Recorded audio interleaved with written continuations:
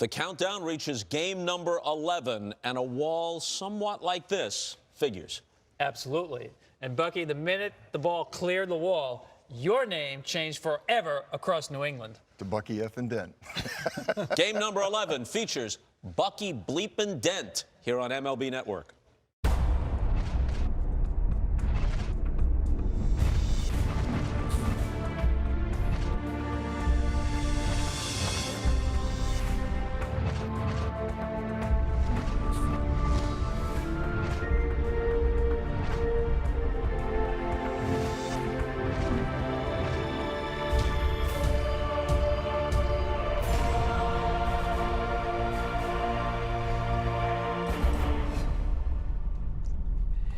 Well, it's October of 1978. It's the Yankees and the Red Sox. Now, a lot of the Yankee-Red Sox history was still to be written.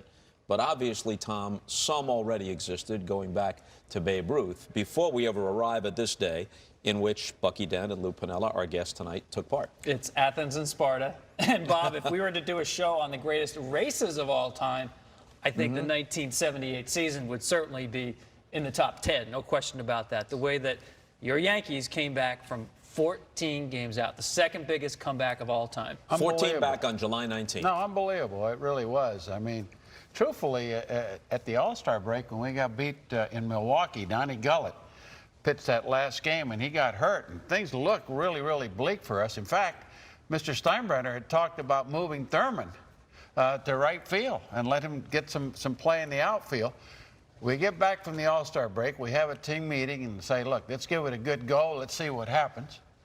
The Red Sox get off to a poor start the second half. We get hot as heck, and before you know it, we got it down to 7.5, 8 games in a matter of 2 weeks, and now we're in a pennant race. Yeah, but before that, before the All-Star break, we had a lot of guys hurt. I was hurt, Catfish was hurt, he missed quite a few starts. I think Rivers got hurt, and the Red Sox were playing like 750 baseball. And but like Lou said, when we got to the All-Star break, and everybody said, if we could just get one game a week till we get to September, we play them 7 times. We'll have a shot to beat them.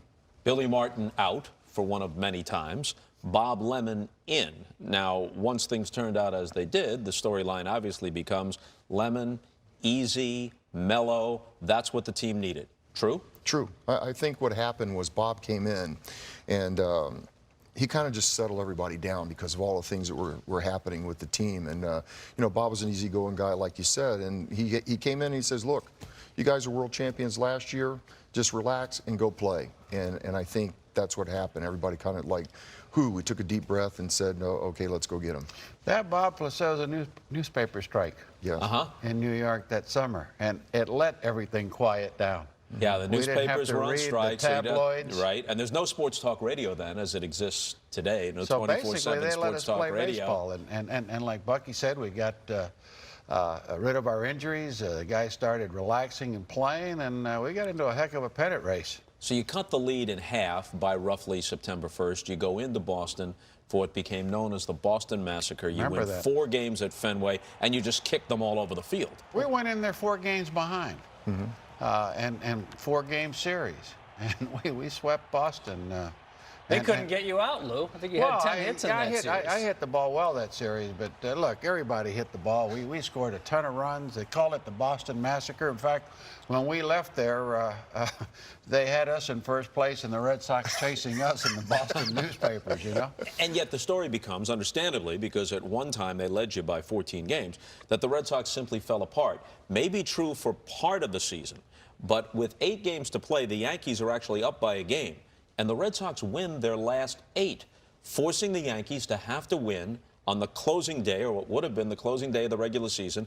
And Rick Waits of the Cleveland Indians, left-hander Rick Waits, beats Catfish Hunter in game 162.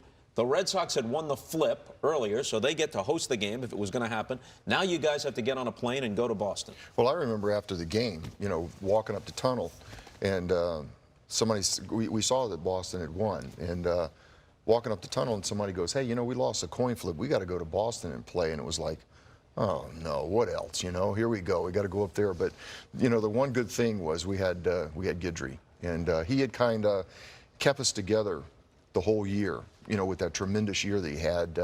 We knew every fifth day that we were going to win. In fact, Mr. Steinbrenner was lamenting the fact that we had to go up to Boston. I think he had blamed our general manager for losing the coin flip. Was it? We were laughing about that. Al Rosen called heads, and wasn't Steinbrenner actually quoted as saying, everyone knows a majority of the time it comes up tails? What study shows that? His study. Right. But anyway, I kidded with Mr. Steinbrenner as I got on the bus. I said, boy, you're a lucky guy. You're going to win another world championship, and now you're going to get another playoff game out of this. And he said, well, we'll see, you know, in his gruff voice. But, well, heck of a ball. Look, let's forget it. Boston had a great baseball team. Great Come on. lineup. I mean, they had pitching. They had bullpen help. They had as good offense as you ever want to put on the field. And, you know, whoever won that ball game had to win their 100th game of the year. Yeah, both teams were 99 and 63. Whoever wins 100 is going to win the division and go on and play Kansas City in the LCS. Let's take a look at the Yankee lineup. This is what Bob Lemon sent out onto the field. Rivers, Munson, you're hitting third. Reggie is the DH. That's the first mistake that Bob made that day, hitting me third. Nettles, Chambliss, the veteran Roy White, and down at the bottom of the order, Brian Doyle, because Willie Randolph, a key player, had pulled a hamstring. He couldn't go. He'd been out for several games at this point. And Bucky Dent is in the number 9 spot with Guidry on the mound. He brings a record of 24-3 into the game. Now, here's Don Zimmer's lineup for the Red Sox.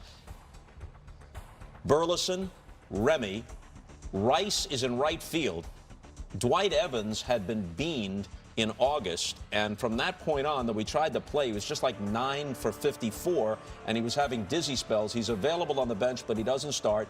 Yaz is in left field in the cleanup spot. Fisk, Lynn, Hobson, Scott, and Brohammer is at third base. That is a strong lineup. Very strong. And if you look at the numbers, I mean, I was telling you earlier that I have the lineup that Keith Jackson signed for me from that game. And, you know, just looking at, you know, the numbers from those guys on that team, and it was like, wow. I mean, they were impressive. Well, Rice was the MVP at 315, 46 homers, 139 RBIs, and 46 and 139 in 1978 is a little different than those numbers in 1998. I mean, those were incredible numbers. He slugged 600. He had more than 400 total bases. He was the MVP.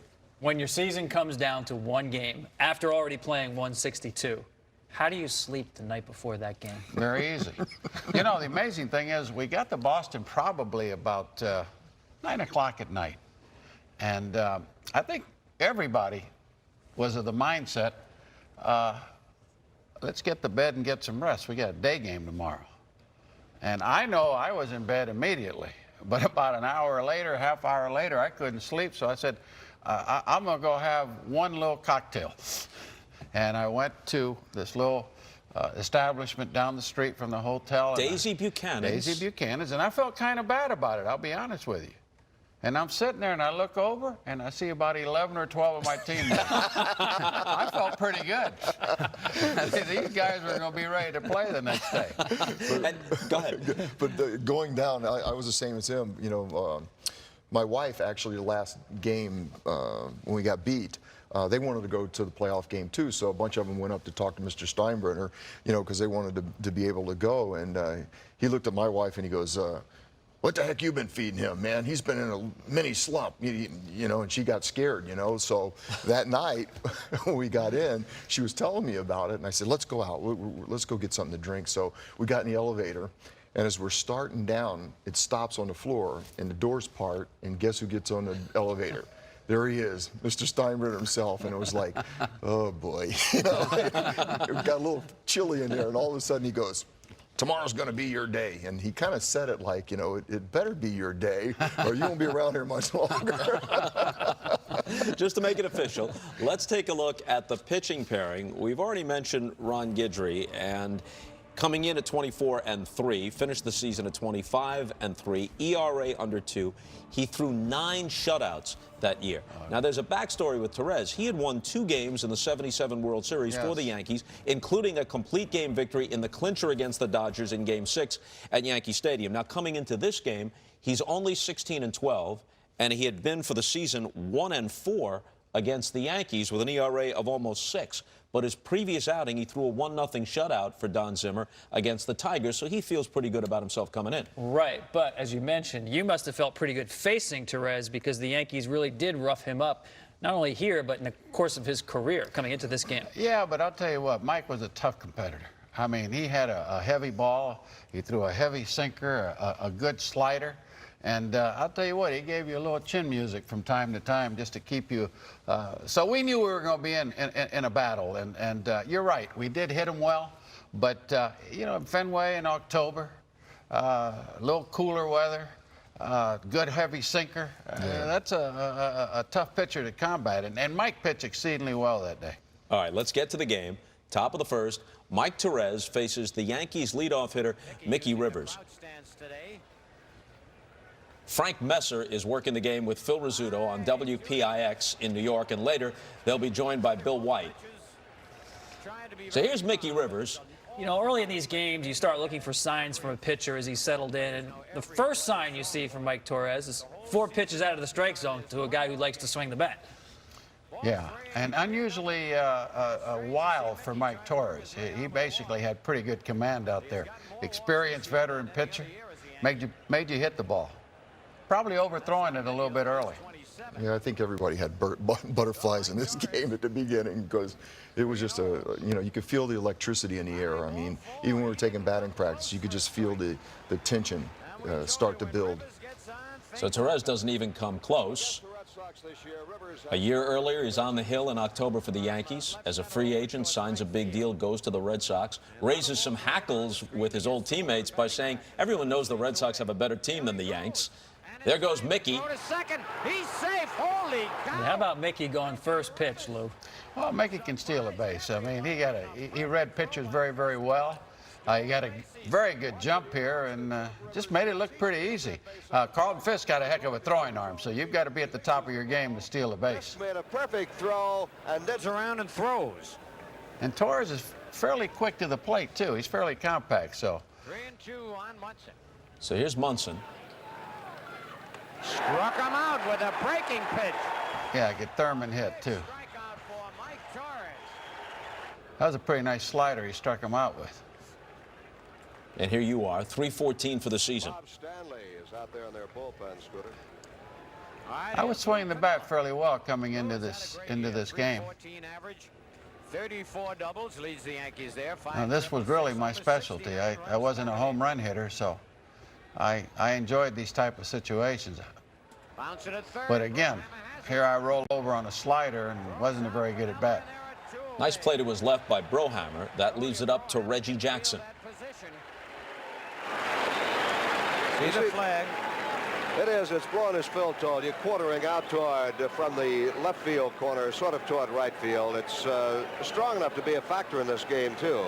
Could hurt a left-hand hitter, could blow a ball foul that could stay fair down the right field line. All right, Reggie trying to get comfortable at the plate.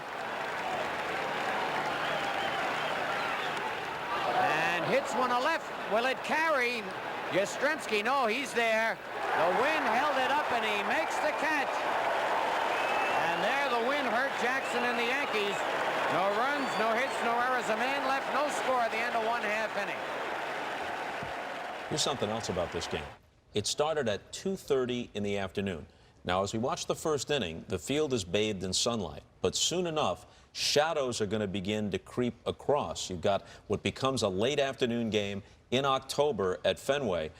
And it got treacherous out there, as you can attest. Yeah, that ball of sun over the press box. There was no double deck like there is now. It was tough. It was a tough sun field.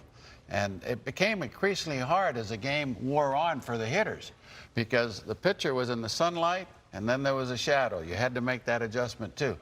But I had told Bob Lemon about the 6th inning. I said, Bob, I hope the ball doesn't hit my way in right field on the line because I really can't see anything.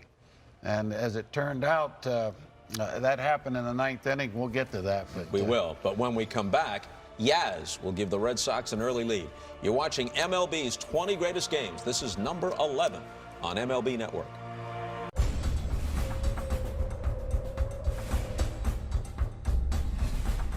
The tiebreaker game between the Yankees and the Red Sox in 1978 at Fenway is number 11 on the list of the 20 greatest games of the last 50 seasons. Tom Verducci, Bucky Dent, and Lou Piniella are here. Bottom of the first, Yankees didn't score in the top half. Ron Guidry starts his day's work against the Red Sox, Rick Burleson.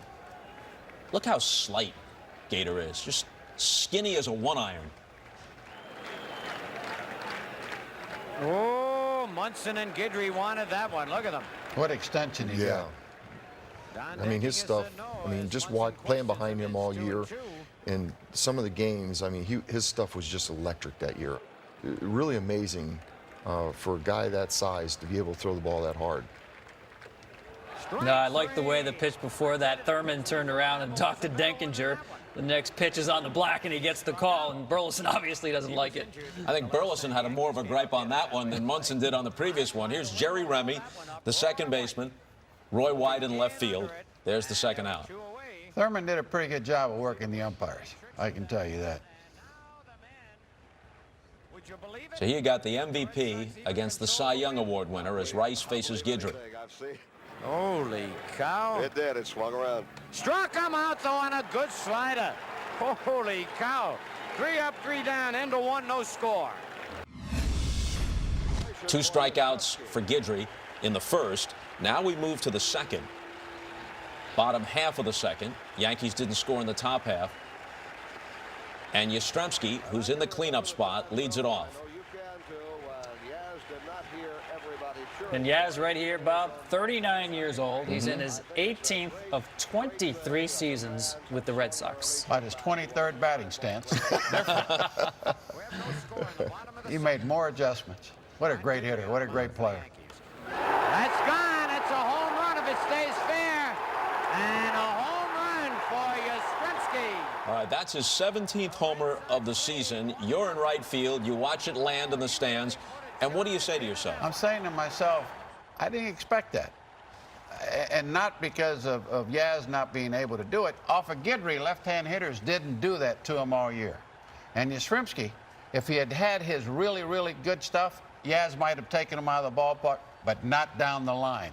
That ball would have gone to right center field. So it led me to believe that Guidry, coming back on his 4th day, after 2 or 3 times in a row, didn't have the really, really good fastball that day. That, by the way, was only the second home run he'd allowed all year to a left-handed hitter. Incredible, isn't it?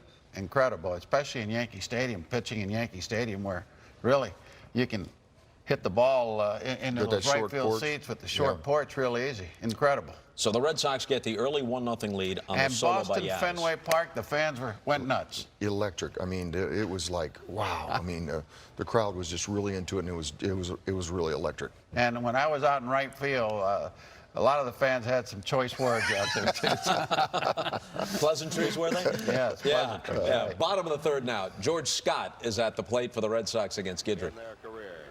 And that's always a big thrill. The boomer. The boomer. George Scott batting .230 on the year. And Guidry's pitch. I used to talk to the boomer, and how you like hitting him Fenway? He says, I lives in the net. Yeah. He says, I love hitting him Fenway. He didn't go to the net here. He went to the deepest part of the park and off the wall in dead center. Rivers gets it in quickly, but a double for Scott. That's another good swing against Gator. Well, again, you know, we're talking about a pitcher that's already pitched 250-plus innings, a young man that is not that big, and all of a sudden you're asking him to extend himself like he did in postseason on short rest after he had done it 2 or 3 different times. It's not surprising. It's not surprising at all. And you're talking about Boston now. These guys can swing the bat now. Hit. Munson thought about third, but took the out at first, so Scott's at third with 1 out now. So now Burleson comes up in a situation where a sacrifice fly could make it 2-0. Burleson's the leadoff man in the lineup on this day for the Red Sox. And you can see Lemon's already got the infield in. So he's not expecting too many runs to be scored that day. A bouncer, they're going to hold Scott at third. And Nettles throws Burleson out, and that is a big, big play. He made a good pitch right there. You know, I think he threw him a slider that kind of backed up a little bit, and he got out in front of it a little bit. But that was a big out. 1 ball, 2 strikes. Fly ball, and let's see, Rivers and White. White calls and makes the catch. Frank Messer will carry you along the next 3. At the end of 3, Red Sox. Boy, Guidry was smooth, wasn't he? Yeah, I was actually surprised in that sequence. They didn't put a contact play on with George Scott at third base. Guidry's pitching from the windup. Remy is the next batter. He's not really an RBI guy, left-handed against Gator. They chose to play a little more conservatively, and Gator used it to his advantage. It was a high chopper. And knowing the Boston manager, Zimmer, he loved to take chances. How about a squeeze in that situation? Another possibility. You know, another possibility. So, especially with Burleson that can handle the bat as well as he does. And Donnie liked to do all those things. Yeah, but I think if they would have had a guy that was a little bit faster than George over there, they might have done that. All right, when we come back, Lou Piniella has repositioned himself in right field, and that turns out to be a key factor in this game. I'm not going to make it. This is just too much. I'm too old. I just had my birthday on Monday. I'm happy, but the hair is getting grayer, the nails are getting shorter, and the stomach is churning. I got agita. Got what? Agita, that's an upset stomach in Italian. How great was the scooter? For the record, by the way, he had just turned 61 at that point. I understand the hair gets grayer. I didn't know that your nails get shorter. When you get, I didn't know that. His hair got a lot grayer. He's a nervous wreck. He's biting them. Do players get agita? Because you guys have played in World Series games, big games, left and right. But tell me about the pressure when you're playing a game 163. You get a little nervous. You really do. And you should. If you don't get nervous, if you don't get butterflies before those type of games, you don't belong on the field. That's part of your preparation. But once that first pitch is thrown, once that first at bat, that's why you should have patience, your first at bat especially. Yeah. Look at a couple pitches. Don't go up there and swing at the first pitch and make an out. But really, you're used to it. That's why you're called a professional player. All right, let's get back to this game. We go to the 5th, top half. Roy White, very useful guy, veteran guy, switch hitter. He's up for the Yanks against Torres. That's ball 3. Roy was a professional. He really was. Great eye at home plate, a lot of patience. Could pop the ball. And he'd been around a while with the Yanks. He dated back to the Mickey Mantle days. Yeah. Good guy, too. And he has to duck away. So he draws the walk from Torres. Second walk. He's the tying run on board to start the 5th. Rivers leading off the ball game. So here's Brian Doyle starting at second with Willie Randolph hurt. At first, Scott holding. White's going, and it's hit sharply to the second base. They can only get the play at first because White was running on the pitch. Well, that's good baseball by Bob Lemon, putting the game in motion. Close ball game. Roy White's got a chance to steal the base. Torres could throw the ball in the dirt. A lot of things could happen, so give him credit. Here you are, Bucky. What are you thinking? I'm looking for a ball that I can just, drive someplace to knock the run in. And I knew Mike in the past had been trying to get the ball in on me, and I just missed that ball right there. He got it up out over the plate, and I just missed it. It was a good pitch to hit. Yeah, it was a real good pitch to hit, and I just missed it. And there are 2 You're down. just setting him up for a little later. Yeah, a little something, something. But all these things do factor into Absolutely. subsequent at-bats, right? Absolutely. And he had pitched me before. I knew he used to try to run the ball in on me, and then he'd go back with a slider. So I was looking for something early in the count that I could get to. It's just that he got the ball just a little bit up, and I missed it. Interesting play coming up here. Mickey Rivers is going to hit the ball to the left side of the infield with White still at second base. And Burleson takes the play at third and gets White there. That's a great play. Well, he wasn't going to throw Mickey out. When Mickey chopped that ball, the shortstop, it had to be a bang-bang play at first base. So Burleson made the right choice, going after Roy at third base. And when Roy held up just a little bit, that helped him make that play at third base also. Doesn't get much better than this. You're watching MLB's 20 greatest games. Number 11 on the list, the 1978 AL tiebreaker at Fenway.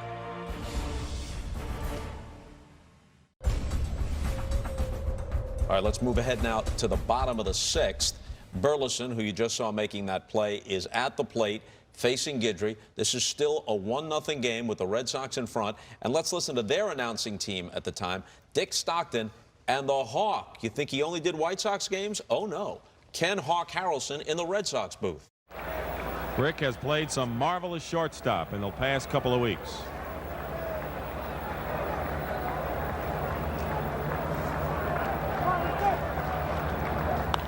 Line drive, base hit left field in the corner.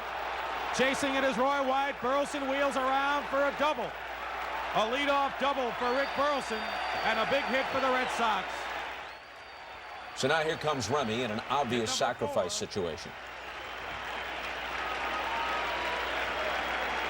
One of the few mistakes Guidry has made in this ball game. The pitch to Yastrzemski was a mistake. Looked like a hanging slider, and here's another one. He's going to get up a little bit. He was a good player. I mean, a good, solid shortstop and a tough out at the plate. Remy, beloved these days as a Red Sox announcer, drops the bunt down. Nettles gets him with the throw to Chambliss. Burleson at third now. And here comes Rice with his .315 average and his 139 RBIs for the season. We had our infield in again with Rice up. And look at the shadows now creeping across toward the mound. It's getting a little rougher on the hitters. Bucky, that can't be a comfortable feeling. Infield in with Jim Rice at the plate. Lord, no. Did you have your cup on that day? With him up. How about shin guards? How about that? Chest You're protector. right. You're right. And I was just saying earlier, this guy can hit the ball as hard as anybody on the ground. And it's not very comfortable when you got to stand in close with him up.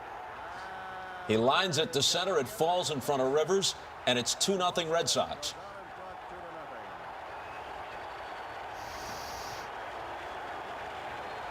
Boston executed exceedingly well.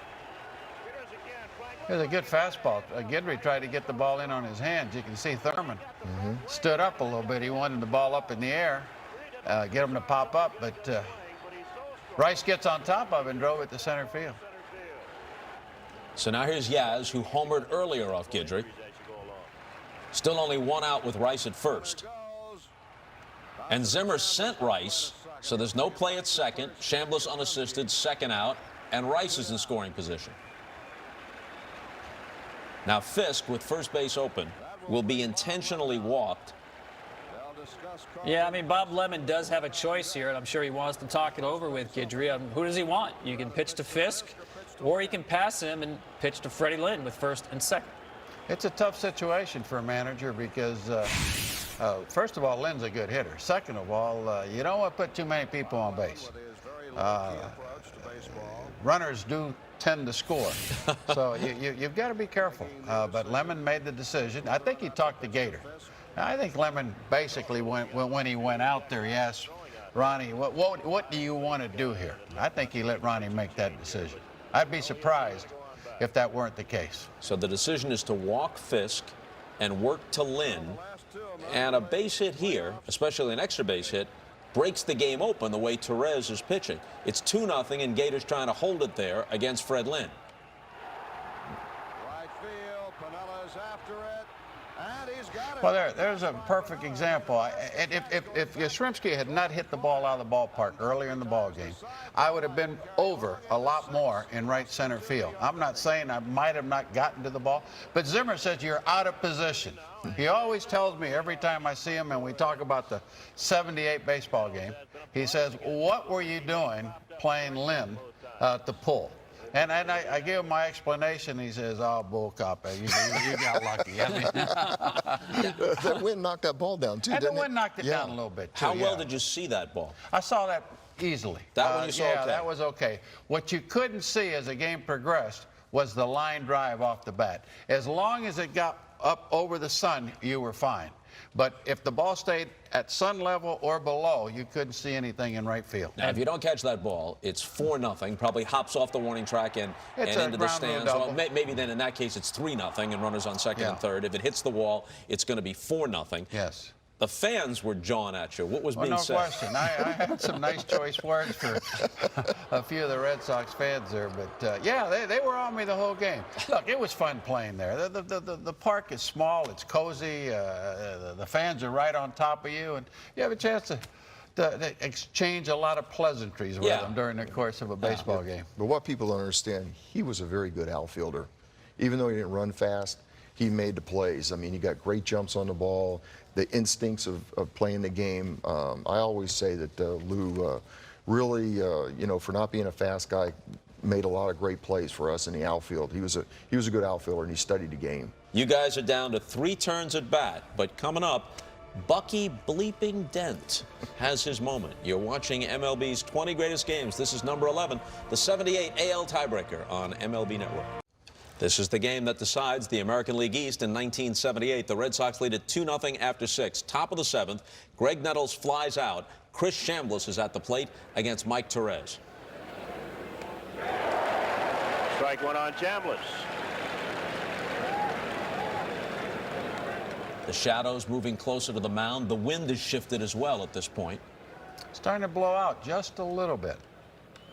Base hit for Good Chambliss. piece of He goes hitting. the Chris other was way. really a good hitter.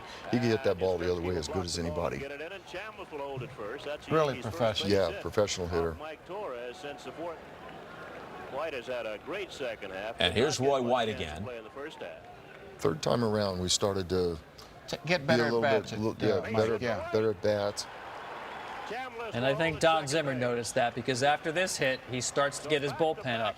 2 pitchers, the lefty Andy Hassler, the righty Bob Stanley. Now, Brian Doyle's the next hitter, and Jim Spencer is going to hit for him. But I've heard you say that had Billy Martin been in the dugout, Doyle would have hit and Spencer would have been held back to bat for you. He probably would have, because that was Billy's track record with me over the 2 years that I played there.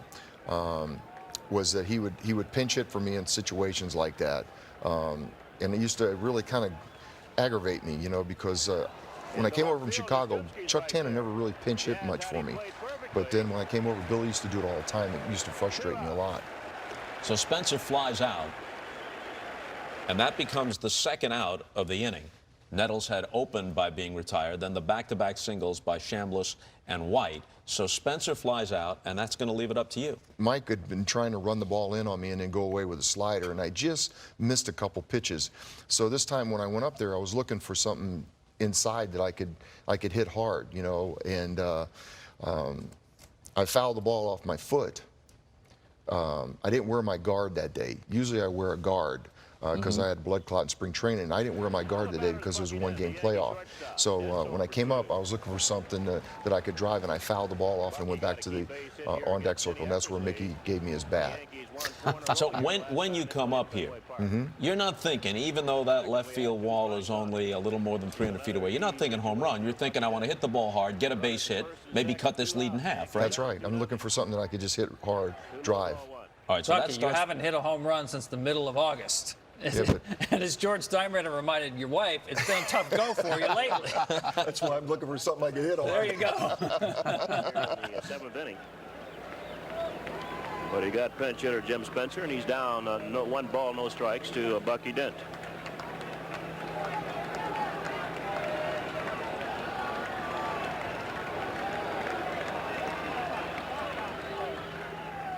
And here's what you were talking about. Yeah.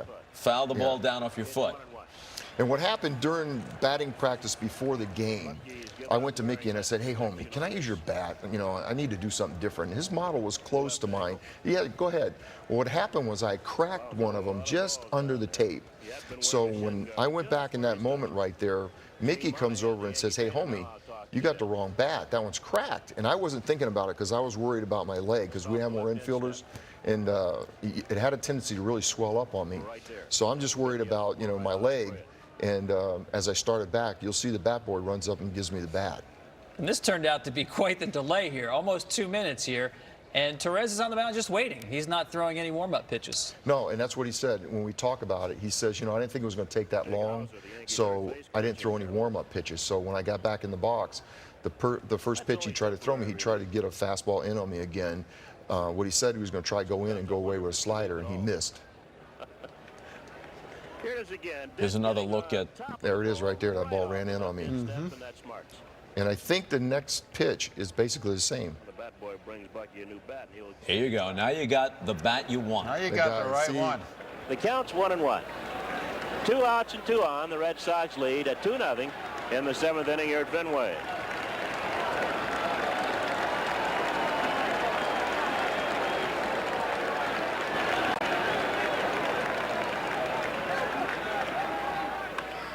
Deep to left.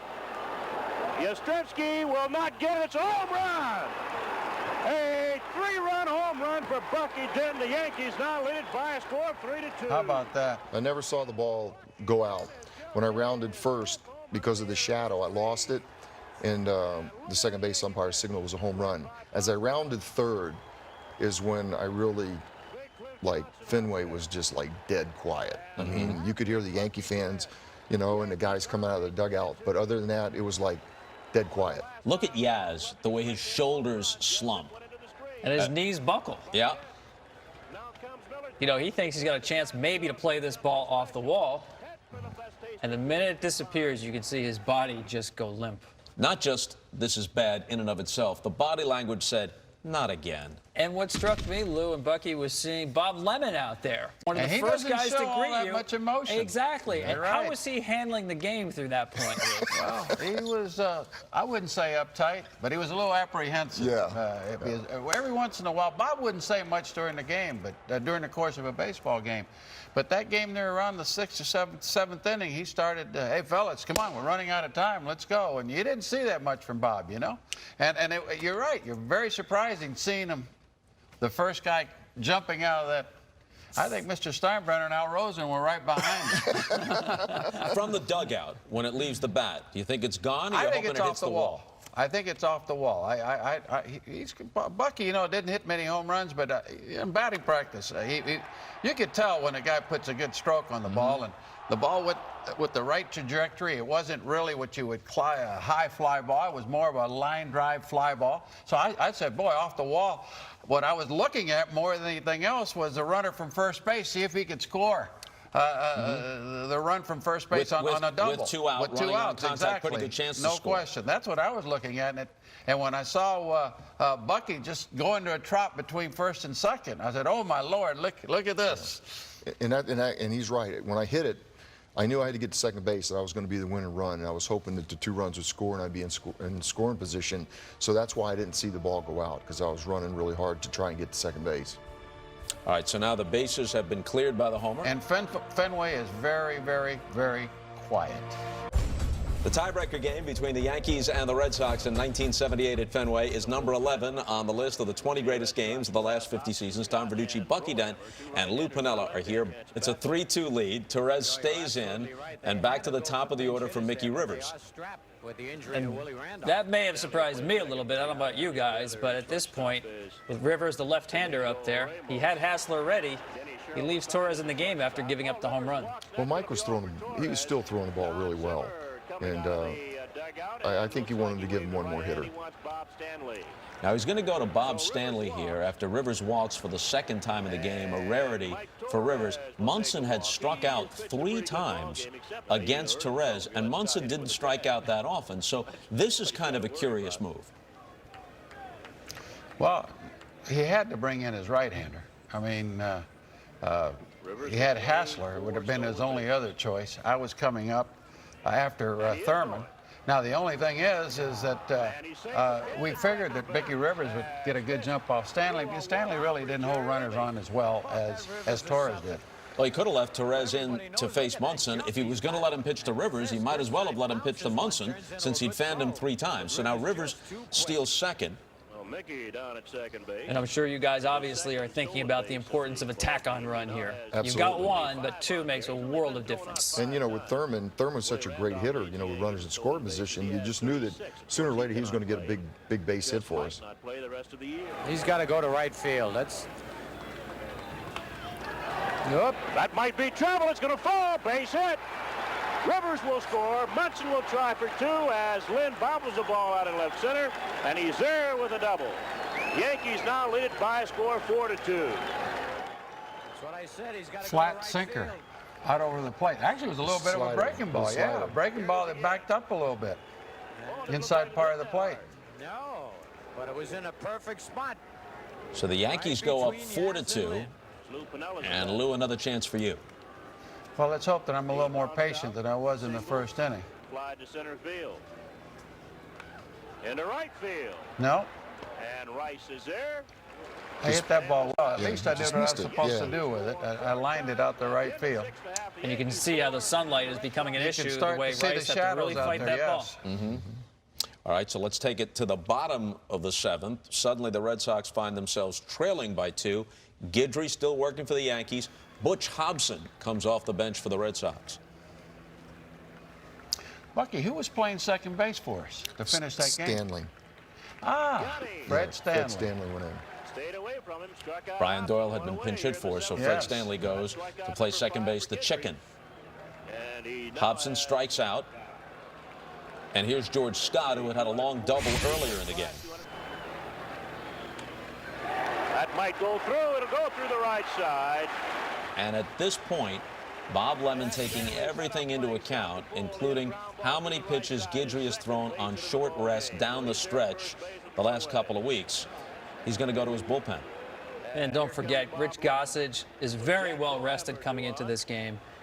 And don't think about Gossage in terms of the modern closer who pitches 1 inning. He pitched 3 innings or more 16 times during the '78 season. So he's ready, good to go. Unbelievable. 2 2/3 innings save. Yeah, just Threw a lot of pitches. I don't know what the pitch count was, but he had to throw 50 or 60 pitches. That's the veteran Bob Bailey, who has been announced already. Zimmer has gone to the bench. That's Elston Howard in the bullpen, the great former Yankee catcher.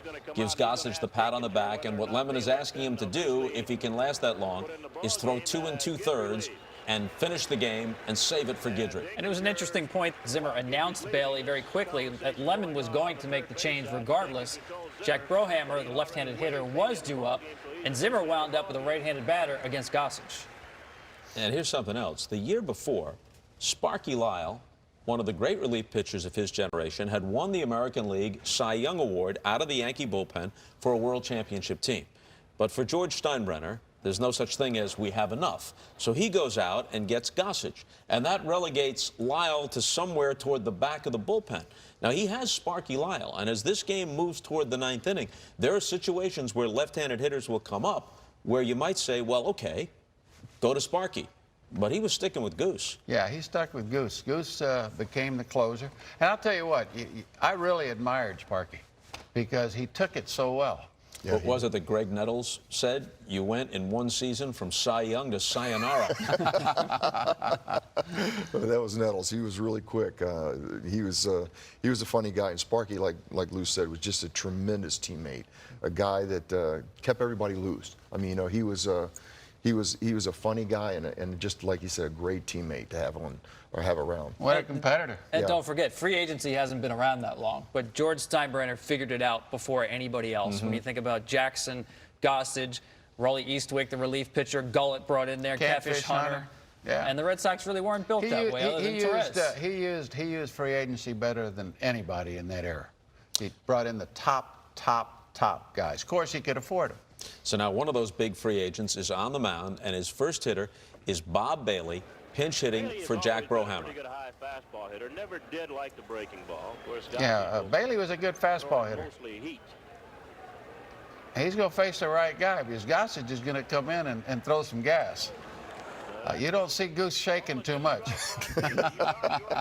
He really does. And notice one thing that's amazing about this is that the first baseman, Shambliss, is letting Scott run. He's not even holding him. Gossage leads the American League in saves with 26. Called strike 3, just caught him looking. Throws him right at home plate, 2 outs.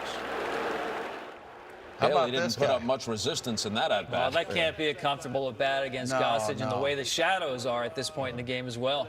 You know, you're sitting in that dugout for 7 innings, and all of a sudden you're nice and comfortable, and you're a little stiff, and the manager says, go up there and grab a bat against Gossage. I don't think that's a pretty good proposition. Munson may have been crossed up there. In any case, the ball gets away, and Scott trots down to second. So Burleson has a chance here with a base hit to draw the Red Sox back to within 1. Yeah, it's just Oh, looked look like at a that ball there. I breaking mean, ball that yeah. Thurman's expecting outside corner, and he just didn't finish the pitch and ran inside. Yeah, it really backed up on him. That's what you call a backup slider. There you go, a little sinker. He's got time. Sides retired. Close play, but you got him. Yeah, little topper. So you gave him the lead in the top half. You finished it off with a play in the field in the bottom half. You head for the 8th, up 4-2. pretty good feeling with Gossage on the mound. The shadows really creeping in from behind the pitcher's mound. Hard to see the ball. You had to feel really good about this ball game, but give Boston credit. This game isn't over yet. Well, you mentioned when you hit the home run how quiet, even before you touched home plate, Fenway Park became. How about at this point now? They're down to their last 6 outs, down by 2. Tell me what it's like in the ballpark. You could start to feel the uneasiness of the crowd. You know, it was like, you know, we knew we got to get 6 outs, but you could start to feel the tension build in another way. You know, earlier when they had the lead, it was more electric. Now it was more of a little more apprehension. Yeah, a little more apprehension as far as oh no, not the game again. was going on. Yeah. All right, and when we come back, Mr. October has another October moment. You're watching MLB's 20 Greatest Games. This is number 11. Okay, to the top of the 8th now. Yankees up 4-2. Reggie Jackson leads off against Bob Stanley. Back to Bill White and Phil Rizzuto. Reggie Jackson will lead off against Bob Stanley here in the 8th. Yankees lead 4-2. Oh, that's a high drive to center. Let's see. That ball is gone. It's out of here. The Yankees lead it 5-2. Jackson, a towering drive straight away center field. Holy cow, did he hit that? That was another interesting call to me. That 3 straight left-handers coming up. Jackson, Chambliss, Nettles. Hassler had owned Reggie Jackson, 142 against him. Reggie was 2 for 6 against Stanley, and he gives Reggie an at-bat against a right-hander in the 8th inning. Tells you how much he trusted Bob Stanley, Yeah, who he worked a lot that year. He had a lot of confidence. Stanley had a good year. He was 15-2. His ERA was under 3, but like you say, Andy Hassler in the bullpen, veteran left-hander, had good success against Jackson and other left-handed hitters coming up. And again, there was more trust in the managers with their relief pitchers. People weren't matching up. This is before Tony La Russa, the father of the modern bullpen, played the matchup game starting in the 6th inning. So you look back, in fact, your bullpen was really a 3-man bullpen. Yeah. It was Gossage, it was Lyle, it was Kenny Clay. That was pretty much it. Right. You put a guy out there, and he got out righties and lefties. Not only that, but Stanley was a ground ball pitcher with his sinker. He usually kept the ball on the ground, and this particular pitch, he threw a breaking ball that just hung out over the plate a little bit. And Reggie did what he does best. He hits the ball in the seats. I got to tell you, Reggie's home run trot, a little better than yours, Bucky. Not much. He got a little more practice. Mine, I was just flying around the bases, you know. Like Lou said, Reggie had a little more practice than that. But Andy Hassler, I'm telling you what, Andy Hassler had good stuff. Yeah, live he ball. threw a heavy ball, boy, and a good hard slider. He hit me in the thigh one time, and I thought he knocked my leg off. I mean, he had a real heavy ball. And eventually Zimmer did go to him, and he got them out of the 8th and through the 9th, holding the fort. The Yankees didn't score after the Jackson homer, but at this point, they're up 5-2. That's the way the top of the 8th ended. So let's go to the bottom half now, and it's Jerry Remy leading off for the Red Sox against Goose Gossage. Bob, and you're really feeling good now. 5-2, you got momentum in this game. You've scored the last 5 runs. You got Gossage on the mound, and before you know it, here comes Boston. Remy squeezes it between Chambliss and the bag and leads off with a double. Yeah, he threw a little slider that he got to right there, a little ball down and in, and he hooked it right over the bag. Jim Rice was the next hitter. Gossage got him to fly out, and here's Yaz. Yaz got the Red Sox off and running in the 2nd inning with a solo home run, his 17th of the year. That gave him a 1-0 lead. Base hit.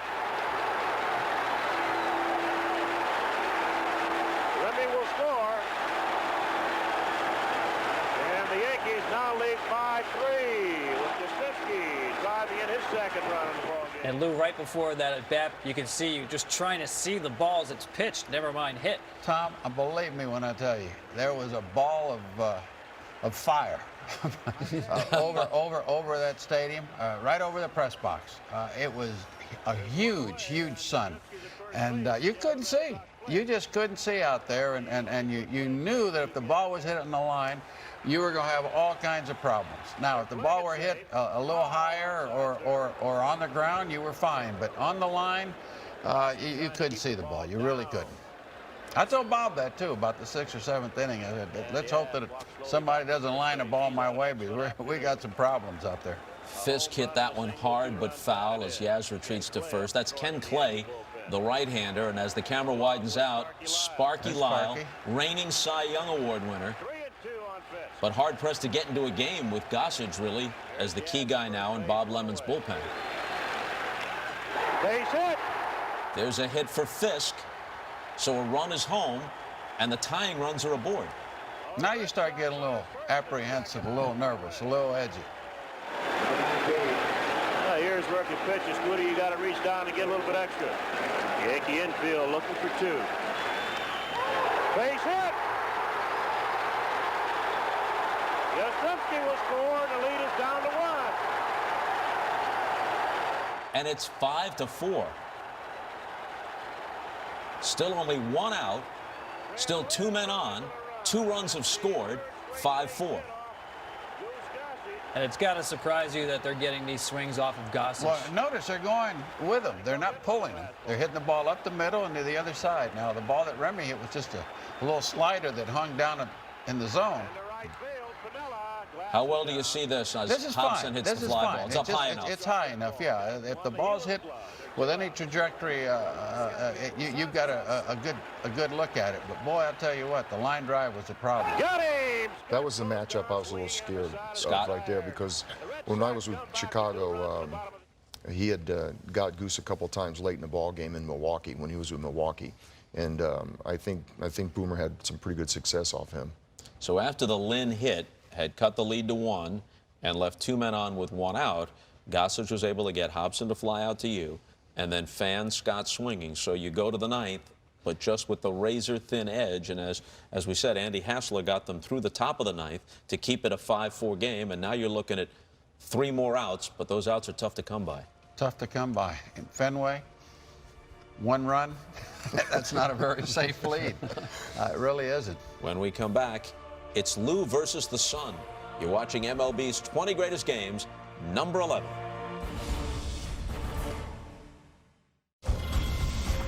Bottom of the 9th inning, and the Red Sox will send up Dwight Evans to bat for Frank Duffy, leading off the bottom of the 9th. Coming up in a very important spot. He was a hero in the series against Cincinnati with some big shots. Let's see what Dwight does against Gossage. So that's Dick Stockton on the Red Sox broadcast, setting the stage for the bottom of the 9th.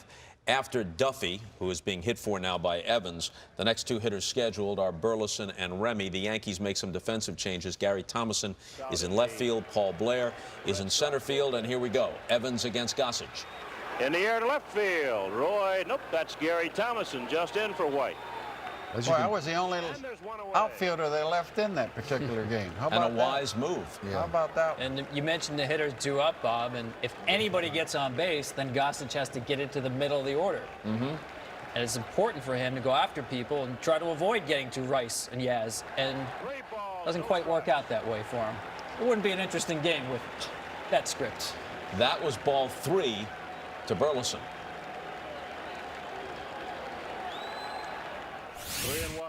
3-1 as he takes the 3-0 pitch, just trying to get on base, representing the tying run. Well, Gossage is just winding up and throwing some heat, isn't he? He's not wasting any time. He's Catcher. saying, here, hit it. Catcher's not even putting a sign down. Ball 4. He gets the walk. Tying run at first, 1 out. And now here comes Jerry Remy for one of the most fateful at-bats in the history of each of these franchises. Piniella can't see the ball. Bill White was correct. You couldn't see the ball, but somehow, you know what I did that I did right in that play? I didn't let the runner, first of all, know that I couldn't see it, so I didn't show any panic. But if you watch this, I'm backing up just a little bit to give myself a little time, because I know invariably that ball is going to come out of the sun. And as it was, it's only 3 feet away from me. It could have been 4 feet away from me. It could have been 6 feet away from me. It was only 3 feet away from me. And the good thing about this play, and I don't like to talk about myself, but I make a really good throw to Nettles at third base, and we hold the runner at second. Oh, that's so important. You had to turn your back to the infield, but to stop those other 90 feet, to keep the runner off third base with less than 2 outs was huge. You're right. Stopping the play, I don't know how you did it, Lou, but the throw on top of it made it extraordinary. Well, as you can see, Remy slowed down like halfway to second, and then he was going hard. And then when Lou caught the ball, I meant Burleson, but when he rounded second base and Lou made the strong throw, he stopped again, and that was huge. Because the next play, the next ball, Rice hits a ball pretty good to right center field. Now, when you stabbed the ball, did it come back into view at the last split second, or did you actually stab it blind? No. I saw it hit the ground. I did see it. As the ball got really close to me, I saw it, and I saw it hit the ground, and thank God it was only, what, 3 feet or 4 feet from me where I could stretch and catch the ball. I caught it actually behind me. I didn't catch it even with me. I caught it behind me. But if that ball gets by, it's 3 bases. Yeah. It's a tie ball game. But As you said, though, if you don't make that play, the tying run scores. Remy winds up at third in all likelihood. With only 1 out, they can win the game and the division with a sacrifice fly. As it is, they've still got your hearts pounding. They got first and second and 1 out. Still got they a got rally going. Jim Rice at the plate, the most feared hitter on at deck. that point in the American League, and Yaz waiting behind him. yeah, Yaz already had 2 big hits that day. And so this Rice guy, hits this ball pretty good to right center field. Deep to right, but Piniella has room. And the ball Now is Burleson lined up. tags and goes to Goes to third. third, yes. First and third, 2 out. Rice left shaking his head, and Yaz is the last hope. But Tom, Yaz had a good history against Gossage. Yeah, a very good history. In fact, he hit, at this point, over 400 batting average against Gossage, over 500 on-base percentage. He's comfortable, one of the few people, facing Gossage. But also think about that. With the season on the line, the season comes down to 2 at-bats, pitcher against batter, future Hall of Famers, both times. Gossage on Rice, Gossage on Yaz. You can't make this stuff up. no, you can't. And I'm not comfortable in the infield. I'm not comfortable right now, and I know the outcome. I'd say I'm sweating right now, man. But, I mean, I had the perfect view. And I'm just like talking to myself out there. I'm going, oh, Goose, please get this guy out. You know, I mean, it wasn't like, don't hit the ball to me. It was like, if he hits the ball to me, don't take a bad hop, you know. I mean, because, you know, but, you know, I'm standing there and I'm going, oh, no, here we go. Goose against Yastrzemski. You know, it's almost a sacrilege to say, but when I first came up to the big leagues, even my first couple of years with the Yankees, Yaz was my favorite player in the American League. I loved the way he played the game. He had that superstar flair about him and that gait about him and the adjustments he made at home plate. So, yeah, it came down to 2 future Hall of Famers. You know, I don't think there's a manager in baseball today who would not have gone to Sparky Lyle or whoever his equivalent of Sparky Lyle would be in that situation. Even though Gossage, as great as he was, future Hall of Famer, they would know. There isn't a single manager who wouldn't know The matchups? the matchup, the history of Yaz against Gossage. He'd have the lefty.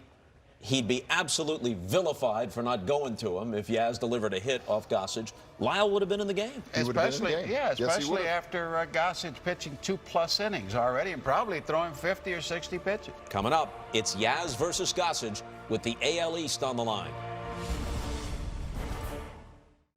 All right, here we go. 2 outs, bottom of the 9th, 5-4 Yankees, runners at first and third. Carl Yastrzemski at the plate.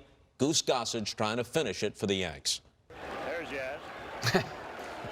I'm nervous right now. I am too. And I had the perfect view. I'm standing right behind Goose, right? Just What right a way by to the end the bag. season, huh? Yeah. 2 outs, 2 on. Yaz was the last hitter. bottom Notice of the Thurman ninth, didn't say a game word to 7 him, and though. 75. Thurman didn't say a word to him, Bob. Too low, ball 1.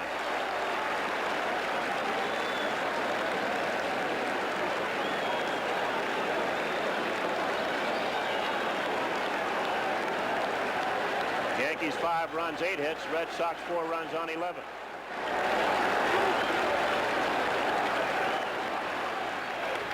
Popped up. That might be it. Nettles over at third base.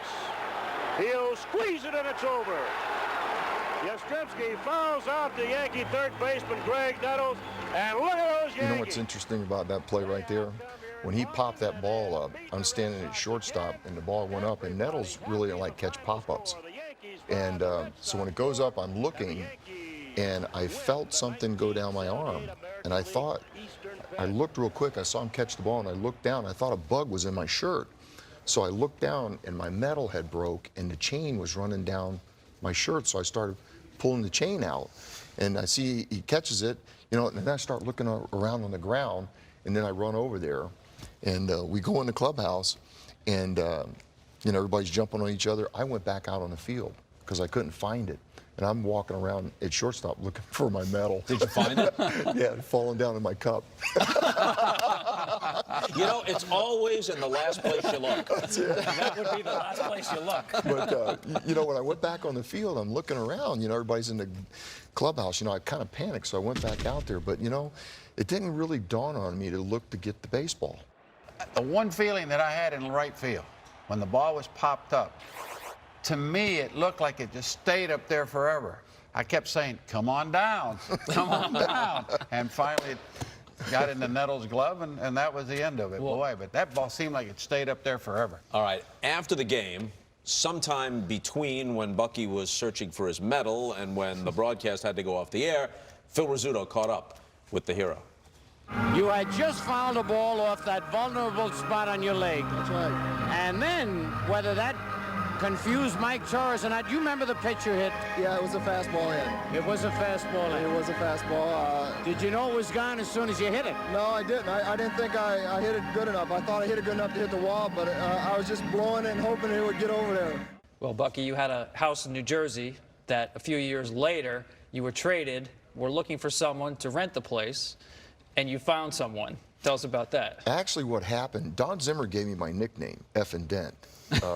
I guess the story was him and his wife were driving home after that a couple days later, and he got in the North Carolina mountains, kind of pulled over and got out of the car and walked over and just screamed, you know, BF Dent, you know. But a few years later, I got traded, and I just remodeled my house, put white carpet in. So I get this phone call, and I pick up the phone, and he goes, hey, Bucky, this is Don Zimmer. I go, hey, Don, what's up? And he goes, I'm interested in renting your house. Would you be interested? And I go, wait a minute, Don. I said, I just remodeled the whole inside. I got white carpet. I don't need you spitting tobacco all over my rug, you know. And we started laughing, you know. So I said, no problem. I'll be glad to rent you the house. So what I did was, before they moved in, I took a picture. It said, you know, Sox dented of the home run, and I put it behind each door so that when he opened the door, you know, it would remind him of the game, you know. And so during the year, he called me one day, and I said, hey, everything going good? He goes, yeah. And he says, by the way, all those pictures that you put up, he says, I turned them around or they're in the garage. And Lou, I also noticed when Gossage comes off the field, before he can get to the dugout, who's throwing a hug around him but George Steinbrenner? Did he come into the clubhouse after the game? That was from his old hurdling days. Yeah, he was in the clubhouse. George was, look, he was a very involved guy, and he loved the Yankees. He loved beating Boston. And I'll tell you what, he was. He was in the clubhouse. Rosen was in the clubhouse. A few of George's friends had been in the clubhouse. And you know, the amazing thing about it is if we had lost, George would have been in the clubhouse anyway. That's the kind of guy he was. Yeah. Bucky Bleepin' Dent is a badge of honor, right? That's a badge of honor. And every time I went into Boston after that, they had it right up there, BF Dent. Well, for someone who did win a World Series game with a hit, you won the World Series as a manager with Cincinnati. Where does this one particular game, one moment in time, rank the most for you? fun-filled game I've ever played in? Nothing even closely resembles it. The stage, Fenway Park, the team, the Red Sox, our arch enemies. Two good teams, really good teams. Star players on both sides. The Fenway crowd, look, top-notch in baseball. Good fans. Yeah, they rooted for the Red Sox, and rightfully so. But, you know, there are a lot of Yankee fans in that ballpark that day, too. So this ball game here, to me, till the day I die, will be the most fun-filled, most exciting, most pressure-packed game I've ever played in. And if I had to just think of one situation in my baseball career, that game would be the one that I point to. And Bucky, as for you, for all the stars that were in that game, Hall of Famers on both sides, and Lou with the plays that he made, and Guidry starting, and everyone's contributions, all you have to say, you don't have to say tiebreaker game, you know, it's October 2nd. It's the Bucky Dent game, and every baseball fan knows what it is. Now, you played on World Series winning teams. You made all-star teams. You were a very good big league shortstop. But this one at bat, defines your career and changed your life. Sure did. It, you know, I said sports is a game of moments. And that was a moment that I think every kid dreams of when you're playing in the backyard, when you're saying you're Mickey Mantle and you want to hit a big home run to win a game. That happened to me. And, you know, everything came true. I got to play on a team that I always wanted to play on. I got to win a world championship, a couple of them. I got to hit a big home run and be a most valuable player, and you can't ask for more than that. And it couldn't have happened to a better guy. Thank you. And that puts the ribbon on game number 11 in our countdown of the 20 greatest games of the last 50 baseball seasons. Be with us next time for number 10. For Tom and Bucky and Lou, I'm Bob. Thanks a lot. See ya. Deep to left. Yastrzemski will not get it. It's a home run.